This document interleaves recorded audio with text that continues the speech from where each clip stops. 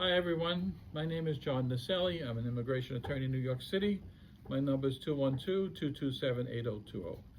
I want to speak today about some options that are available to people who are in the United States or even people who are not in the United States.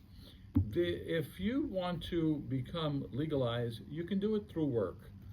You can be basically sponsored through an employer, almost any job that you can think of. I've done them from the most skilled people to the most unskilled people over the years, and they've all been approved. The secret to success is basically having a lawful status when you start that case. Or if you've left the United States and perhaps were here unlawfully for a period of time, you may still be eligible, including getting waivers if that becomes necessary for unlawful presence. But for the most part, if you're legally here, you could be sponsored through a job, and basically you have to have a job that's an employer needs your services for, and the employer must have the ability to pay the wage. There are also other options through employment, through investment. So you can do an investment if you have a lot of money, say $900,000 to $1 million, you can invest in the business, have 10 U.S. employees, and you can become a resident that way.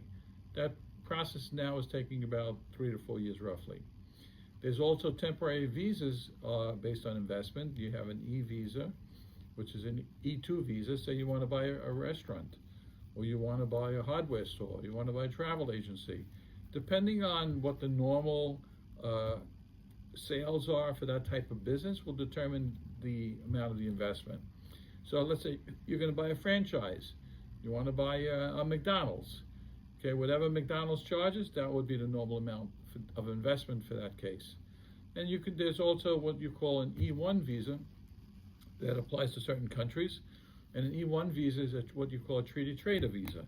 So if you want to sell goods abroad, you want to import goods from abroad, that's also possible to do.